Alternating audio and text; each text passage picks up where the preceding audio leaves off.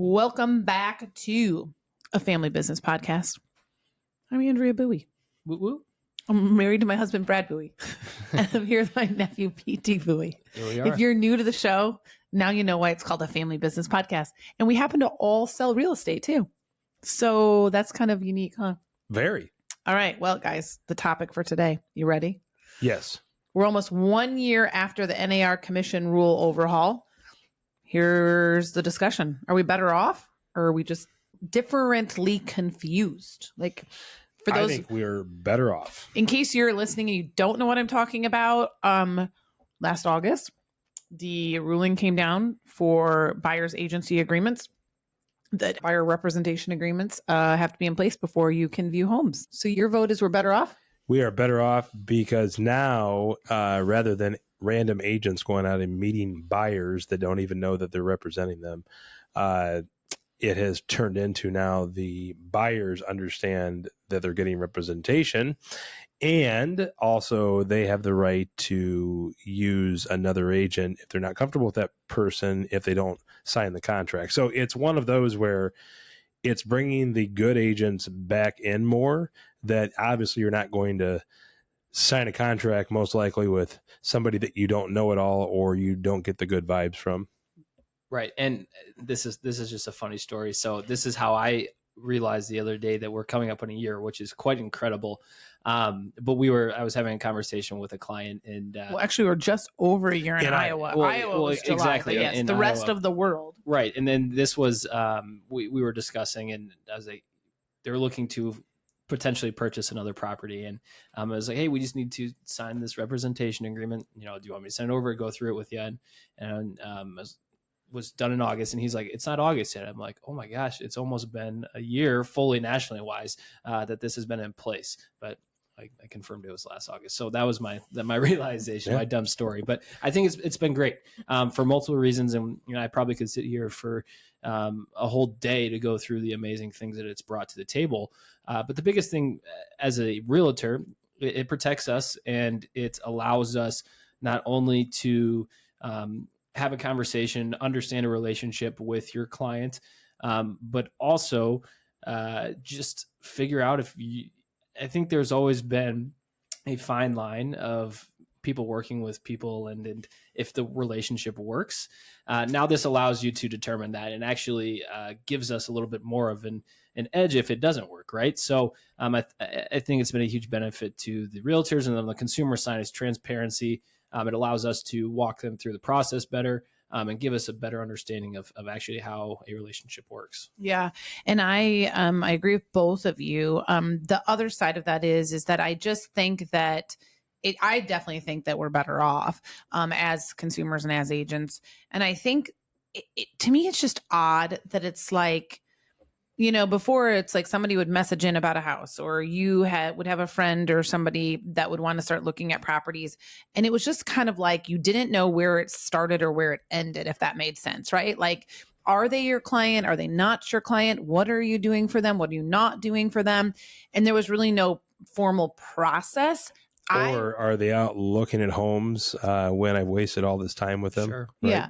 But I mean, there was no formal process. And I think if you're doing this correctly and you're following the law and the guidelines the way that they've been presented as of August 17th, the ruling that came down, then you have a process. And I just think, I don't know, I'm a big process person, as we know. I don't love processes, but processes make everything better if you follow them.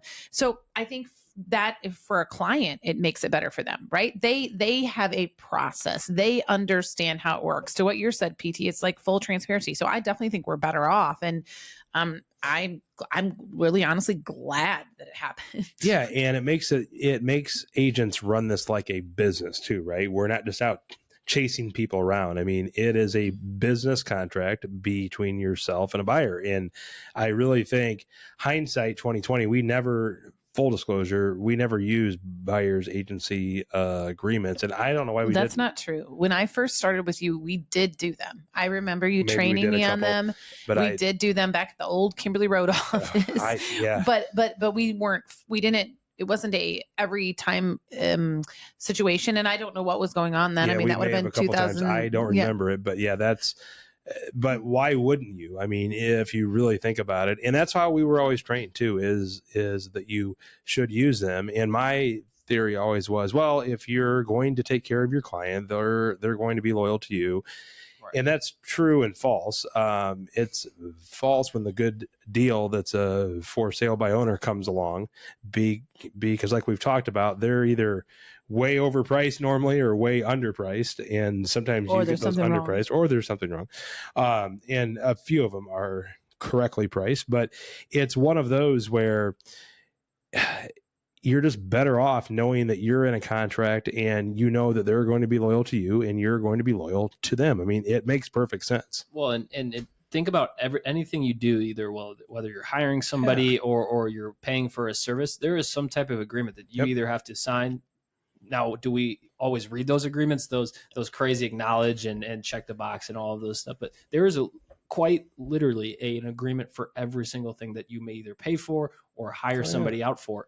And in real estate, you have a contract between the seller and the listing agent. You have a contract between the buyer and the seller. Why was there never that in place for a buyer and a buyer's agent? Well, and it's so funny, PT, listening to you say that, like, and when there's not a contract, when it's not clearly defined what the pricing is, what the situation is, what the expectation is, what always happens at the end? Liability and confusion. And then what happens? And people get pissed off and mad at each other. I mean, we had a situation, we just did we made an improvement at our house. And I mean, it turned out wonderfully, but I mean, that was, if there was anything about the situation that I wasn't pleased with, it was some of the breakdown in communication and some of the disclosure in regards to costs or upcharges or whatever. And that it's not that we're disagreeing that we owe it, but at the end of the day too, it wasn't transparent throughout the process. Like, communicate. It makes everybody happy. And then no one's confused and no one's mad at each other. And it's the same exact thing that's happening with the buyer's agreement. There's no confusion on how you're getting paid or what service you're providing to that person. I mean, that's the best thing. So here's a question. So, knowing that you have to have a buyer rep contract signed before showings, are you courting, do you think people are courting their clients harder to get those signed right off the bat? Or do you think more people are just letting their buyers go and do open houses and not sign contracts? So what do you think is happening? That I'm courting ours very hard. So then that way I know where we stand. If they don't want to sign one, they're not going to be loyal to you. So why would you waste your time with them? And even if they're going out to open houses, if they go to an open house and you have not signed an agreement with them and they meet the agent that's having the open house, they have every right to just write the offer with them. Right. So it's one of those, you may as well get it signed. And that's my very first test, that if they don't want to sign it, then I don't want to work with them anyway. It's just the ability to figure out, one, is this going to work, that's the starting point, just like you mentioned, Brett. But I don't go show a house unless I sit down and have a buyer's consult with somebody. Smart. And even if they're like, I need to see this house tonight, I'm like, all right, well, let's just drop by my office for 15 to 20 minutes. I'll walk you through this. I like to go a little bit more in depth, especially if they're a first-time home buyer. But for me, I don't feel comfortable because when this first did start to happen, there was confusion around how it should be presented. And now it's set in stone. It's a system. I sit down with every single potential client that I might have. We walk through it. And at the end of the day, they can't come back and say, you didn't explain this to me. Yeah. And that's why it's in place. That's why it's there, is to be able to, in front of you, lay out how the relationship's going to work. Yeah. Well, and the thing is too, is like, we've had even a couple agents in our office have had some issues with where a buyer signed more than one, or they didn't realize that they signed one with someone else or whatever. And I guess my back blows my mind. Well, that's what I'm saying. I mean, my backside of that is that then clearly you're not doing exactly what you just said, PT. Yep. You're really not sitting down with them and explaining it to them and helping them to understand it. Because if they're saying they don't understand, unless they're just being vile and lying and just trying to, waste people's time, which you do have some of those. I mean, what are that? The 1%ers. But, and for the most part, if you've sat down and really built that relationship and explained it to them properly, there shouldn't be any of that confusion. And so, and that again goes back to, as an agent, why would you want your client or the public to be confused? That's not beneficial to anybody. And ethically, you should be making sure that they understand what's going on. Well, and that's the problem though, is that there's agents that aren't trained very well. So they basically want to lock them into a contract. And that's not the way that I look at it at all. It's that if you want to work with me, that this is my process, but this is what I'm going to do for you too. Right. And a lot of agents don't explain that. They just say, here's the contract, sign it. And by law. Yeah, exactly. At the house, on the hood of a car. Yeah, exactly. And then you run into situations where, they either don't understand what the contract means or they don't understand what the contract is. And when someone brings it up, trying to explain to them, it might not ring a bell. So just across the board, you want to do it correctly because you don't want to have a headache down the road. Just with anything, you want to preserve as less liability as possible, but we can't control everybody. Yeah, exactly. Well, and if you guys remember the big headlines when this first was rolled out, that everyone's like, oh, the buyer's agents were worried that they weren't going to get paid. No one's going to pay them. A buyer's not going to want to pay me, whatever. And one of the recent studies that's out there that Redfin did for like the first part of 2025 is that the data is showing that the average, so this is across the country, guys, the average buyer agent fee that is being charged is around 2.5%. Okay. So it's average. So, people are getting more than that. And some people charge less than that. Okay. But that's really not changing what was happening before when, remember all those headlines? I can't remember who posted it, it's the death of the 6 and 7 and 5% commission. It's the death of it. Right. So like, why hasn't the earth cracked open yet? Like, why are we not having issues with this? Like all the headlines were, being all dramatic about in the beginning. Well, and I've often talked about it, that 90% of the population believes that they want that a realtor has value, right? And I went over this in the past, I'm pretty sure on the podcast, but if I haven't, I will repeat it again. So 90%, so that means 90% of the people are realtor friendly, call it. Then there's the 10% that will never use a realtor. 80% of the people, they will use a realtor if you can show them why you are valuable. And that is your presentation when you go over the contract. If you can show value, they will use you. 10% don't care, that they will just sign the contract and they won't even ask any questions. And you probably seen this, right? Sure. I mean, you'll see the 10% are great, right? They come into the office and they're like, I want to use you. And then we just skim over the contract and we get it signed, right? However, the 80%, those are the ones, and I don't blame them. When you're signing a contract, you want to know, what are you going to do, right? Same thing with listings too. Exactly the same. Like, why for years in this industry did we make people sign a listing contract, but we didn't make them sign a buyer's contract? So now that we're into the rhythm of doing this, it's important to remember that 90% of the population is pro realtor. So don't worry on that part. And the 10%, you don't want to work with them anyway. Do you think, though, I just thought about this and I want to hear your feedback on that last one, PT, but do you think that part of that is because for a it's like, well, number one, you're putting it somewhere officially, right? So you're marketing it for sale, but also, do you think that any of that was about, like, as an agent, you're incurring costs when you're listing it, and people just assume that a buyer's agent is not incurring costs, which obviously we all know they are. Sure. I mean, there's things that they have time. Well, not just time, gas, not gas for everybody, like electricity for PT.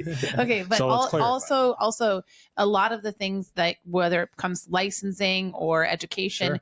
like your access to certain things so that you can find them the property and have access to the data to help them make a good offer and a competitive offer and pay a fair price for it. All that stuff costs money, right? So they already paid it long before they ever talked to that buyer, right? Not just from a listing. Do you think that's part of why that or what? It's potentially, yes. Yeah. We all are told that we have to have a value proposition. What do we bring to the table?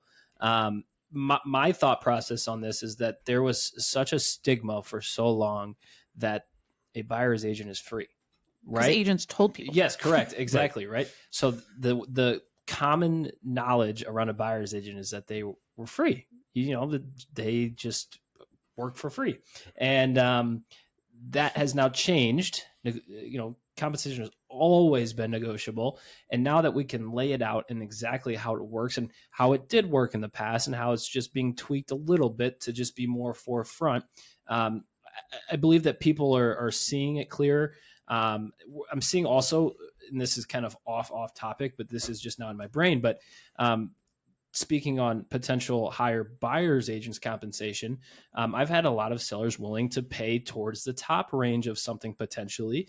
One, because of a good offer and what the bottom number was at the end of the day. So that goes into preparation, all of that good stuff. But we have the ability to do that now too, right? And that's discussed throughout the buyer's consultation or whenever you go over the agreement. So people are buying and selling and understanding how it's all working. So as time goes on, it's definitely pro realtor in my position. It just allows for better opportunity.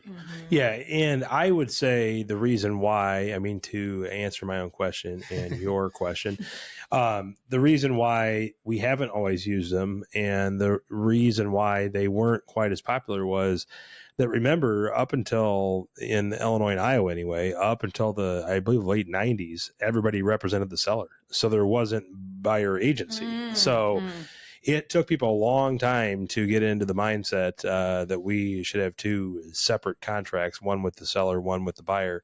And I really think that the ruling, getting back to that as well, was completely fair, that the consumer should know who's representing who, and they should know that when you use a buyer's agent, it's not free. And the seller should also know if there's any co-op compensation being offered too, which all these seem logical to me. What's funny is one of the other topics here is obviously you can't put the co-op comp on the MLS. It's not allowed, right? It's banned from MLS feeds. So if you guys remember, and we spoke about this on nauseum about how is anyone going to know what you're getting paid? How is anyone going to know what the seller's offering? Where's it going to be advertised? It's the funniest thing ever. That was just it's like that the world was going to end. Right. It's and it's funny. And you don't, you see, I'm sure every market's different, but in our market, you very rarely see something on a sign or something in a, off the MLS advertisement noting what they're paying. I think you see it a little bit in a new construction situation, maybe, or maybe a lots or whatever land, but typically we don't see it. And the craziest thing is nobody really cares. No. It goes back to, at the end of the day, the buyer knows what their responsibility is. If you're able to negotiate that into the offer so that they don't have to pay as much out of pocket, or the seller is willing to cover some of that in that purchase, that's great. But they already know what they're going to pay. Sure. Right? Yeah. Isn't it, because so we're not really seeing, are you seeing a lot of, I'm curious, anyone listening, we don't see a lot of this closing costs or some credit advertised. It's just kind of a mute point in our market. Yeah, it really has not been an issue for the last year since the law has taken place, just a little bit over in Iowa. I've had one seller, and he was going to pay. They were going to pay, but then they ended up getting a low offer, and they said, we're not going to offer any compensation to this agent. Which is the beautiful thing about it, right? Exactly. It's a they part have of the right contract to do that now, which before we would have had to have said that we're going to charge you X percent. Of that X percent, we are going to cooperate with the buyer's broker and they would have had to have paid it. Yeah. And isn't it funny that was all secret? That's the thing I think is crazy too. Yeah. Well, and it makes sense from an outside perspective once you step outside of it, out of our industry. it wasn't a thought. Like, unless you were a seller, then you would kind of have an understanding of what your amount was going out. But as a buyer, it was totally understandable to see that everyone, you were told that a buyer's agent was free, you don't know what's going on. You just, they're collecting a check and they're just walking down the road and we're all good. I don't have to worry about it. So it protects us. I would say the good thing about this as well is, as we continue on, you've either been somewhat interested, or you've had probably understood or had a conversation with somebody about this agreement. And so people are starting to understand what it's about. There's recognition to what it is. So it's not more of a trying to explain what it does and what it is. Now it's becoming just like our listing contract. This is what we have to sign. This is just something that you do. And I think even as the law changed and we were using them all the time, I mean, most of the buyers are like, okay, I mean, this all makes sense. I mean, we've had a couple that have said, do you mind if I really take this home and read it? Sure. Fine. And just let us know. Yep. And we're not going to work with you until you sign it. But that's right. Well, and the interesting thing too is that we've had a couple listings recently that we've had, we call them sloppy seconds in our world. So the first agent wasn't able to sell them. And so, because they were sloppy or overpriced or whatever, it doesn't matter. Anyway, we've had a couple of those, and they've been previously listed with the a couple different brokerages, not the same brokerage in our marketplace. And on 3 different occasions, when we've sat down with that seller, the unfortunate thing is, and I say this like more as a consumer, and if you're an agent, it's just someone's going to know that this is the way you're doing things, is that it was presented to them that it's kind of just business as usual, right? Here's what you're going to get charged from me, and here's what we're going to pay a buyer's agent. And that's just what everybody's doing. And that's the way it is, which is really unfortunate, because the whole point of this is to decouple those and to give the buyers and sellers options and choice, and them the negotiation power. So I find that a little bit unfortunate. But in those situations too, we've had a couple for buyers where some of those companies have internal forms that our buyer doesn't even have to sign, right? Sure. So they don't even see what's being offered because it's a broker to broker co-op, but we still have our buyer sign them. Yeah. Because at the end of the day, it's the act and the law is about disclosure. Yep. So, I mean, I would challenge you, if that's not happening, disclose it. I mean, they need to know, right? And yeah. So, okay. So before, buyers didn't really know, like we just talked about, what they were being charged up front, because they didn't know, right? They didn't know. At the end of the day, they're the ones writing the check at closing, because they're the one buying the house. Yeah, they're writing the check. Yeah. So whatever you were getting paid was in that price. So, are you, are we seeing that they think it's like, oh my gosh, no, I don't want to pay you that, or it's worth it? Do you think that there's a lot of negotiation in that with your buyers? And well, how I explain it is that this is what we charge. If the seller is not willing to offer compensation, then this is what I will have to charge you. And they all totally get it. And I let them know before we look at the property if they're not going to offer any compensation, and then it's their right whether they want to look at the property or not. I would never discourage them from looking at the property. That wouldn't make any sense. But I am upfront with each of the houses that we look at whether they will not pay compensation or not. Well, and you just nailed it around the head. It's their decision at the end of the day, right?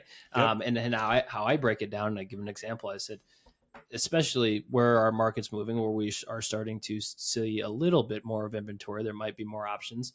House A might be willing to offer for our services to be paid for, where house B isn't, then that might make your decision quite easy. Mm-hmm. Or if you love the house enough, what you might have to do to potentially continue on with this. So it's communication. It's finding solutions. There are a ton as well, and we could go over and over and over again about how we can work things around to make something work potentially for a buyer too. But the great thing is they know. Yeah. 100%. Yeah. Transparency. Yeah. That's what I was going to say. So, what do you think about one of the things that we've seen a change, and you just pulled some stats on this, Brad, is the for sale by owner companies and the changes that they're having in market share. Do you think that this new law is playing any role in that? And if so, what do you think it's playing, or why?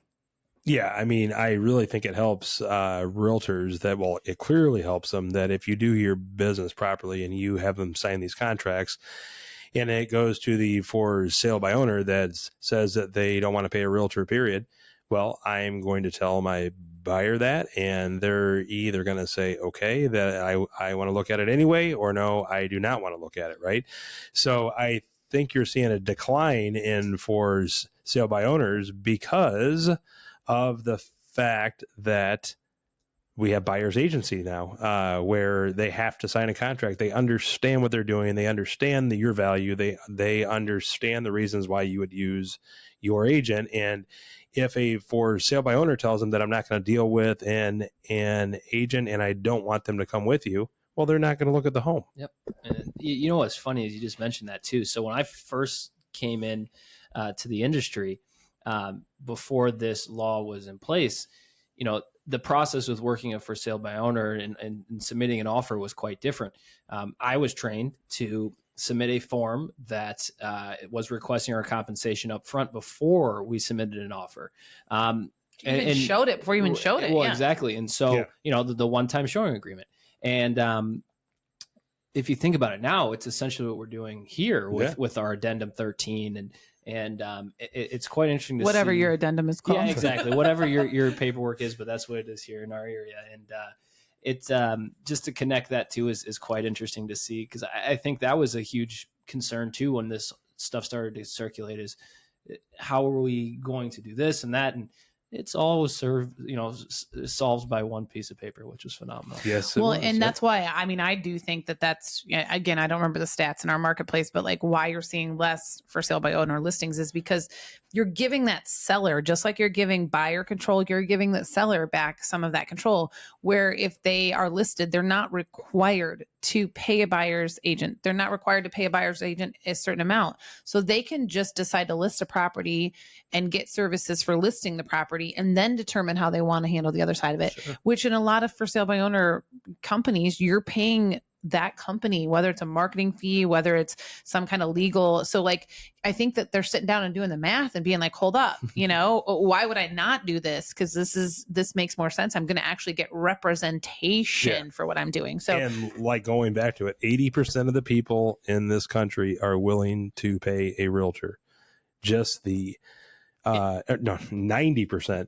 Remember, it's the 10% of the 90% that you can just hand them a contract, but the other 80%, all you got to do is you just have to show them why you have value. Yeah. All right, so let's make some predictions here for like the next 12 months. Some just little. So how might the pending DOJ moves or another rate swing tilt the field over the next 12 months? Do you think that you're going to see flat fee brokerages or outfitters? You're going to see rebates, more so. Our full service pros just going to continue to get the market share. What's your prediction? Think full service will continue to maintain the market share, and I do think that rates will drop, and as they keep dropping, that's going to keep the real estate market hot. Well, and time's already proved that this whole freak out about that everyone was going to get paid less and there was going to be so many issues, and we're sitting here now. It's personal. This is our perspective, but still, for the majority of realtors that we know in the industry have not had an issue with this, and so I believe that it will continue on to not have issues, and it's just going to be another piece. So I think actually connecting consumers and realtors closer. Yeah. And I 100% agree with what both of you said. And I think that, again, the people who are good at what they do and stay on top of their game and continue with education and knowledge and becoming better at their job as a realtor and representing their clients are just going to continue to excel. And like you said, PT, it's what we've already seen. Right. And I think we're just going to see more of it. And especially if we do have another rate drop, right? If we have another rate drop and the market tightens more than even it is now, you need those experienced, knowledgeable realtors to help you so that you can win in those multiple offer and those unique situations. So, I mean, I just think it's a win-win again for the consumer and the agent, and I'm glad it happened. And I am not feeling confused. I 100% agree. I am not confused at all about it. I really think it's been for the really good agents, it's really helped them out a lot. That's right. If you're confused, reach out. We can help That's you right. become unconfused. There we go. That's a wrap. Peace. Peace. Oh boy. All right. All right. Look at Maymay. She's like, you're done? Look at her. She's like, you done?